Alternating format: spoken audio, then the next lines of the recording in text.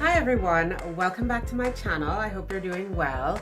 Today I am bringing you a video to prove that planning is functional. It's not just about having nice decorated pages. Despite the fact that I love that, planning is something that you really do for practicality and for productivity.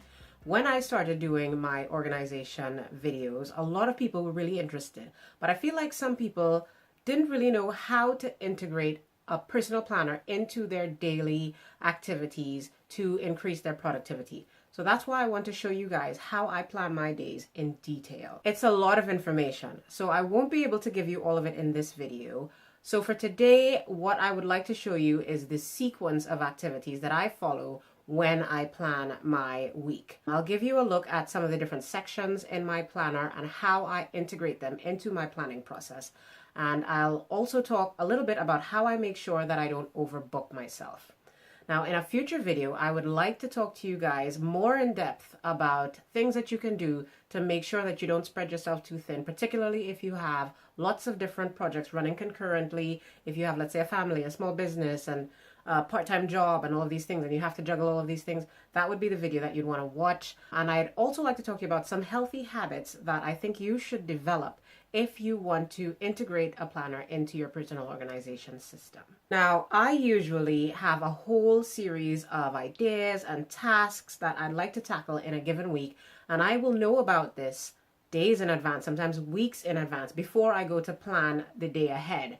So when I have this happen, when I have these sort of tentative plans, what I like to do is put them down on post-it page flags. So I will write my task on a post-it page flag, and I will put that on the day when I think I'm going to be able to get it done. Now, when it comes to these post-its, usually several days in advance, I will have a better idea of whether or not I will actually be able to get it done. So many of my page flags are gone by the time I go to plan a given day, but that is how I give myself the opportunity to shuffle things around if plans change or if things don't quite work out the way I expected them to. Now, when I actually start my planning routine, the first thing I check is my appointments section. These are the dates that are set in stone that cannot easily be changed. So your birthdays, your meetings, your medical appointments, your travel plans will fall under this category.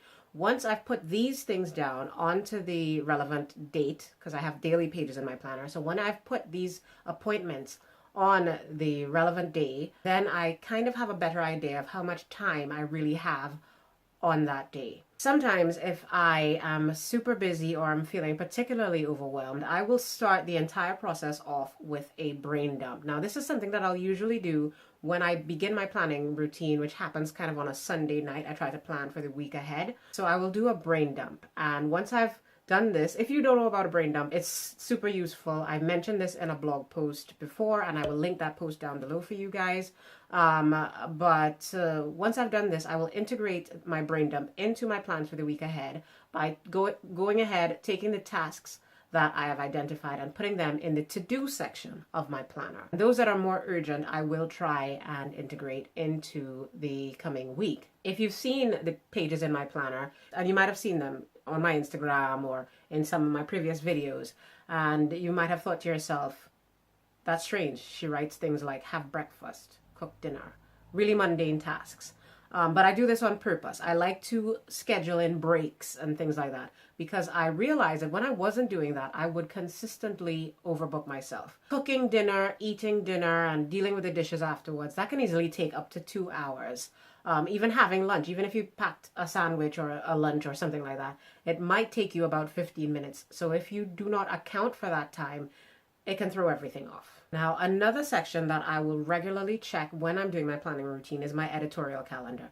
This is the schedule of my blog posts, of the photos that I need to take, of the videos that I want to film, my posting schedule, but you can adapt this. Let's say you run a business. You might want to use a separate calendar section in your planner for delivery dates, for payments that are due, for project due dates, for instance. It's entirely up to you. So I've checked that section. I've put in the different tasks related to my editorial calendar on my daily pages. Then I'm going to have a look at my plans for the week that has just passed. So I'll check to see if there's anything that I didn't manage to complete, and I will try to work it in to the upcoming week. That's not always possible, and if it's not possible, that's what your to-do list is for, as well as your posted page flags. At that point, usually I'll look things over once, make sure I haven't forgotten anything, and then I will wait until the beginning of each day to do my scheduling. You will also have noticed this if you have seen my planner pages or any of my posts, that I have a specific section in my planner for my schedule.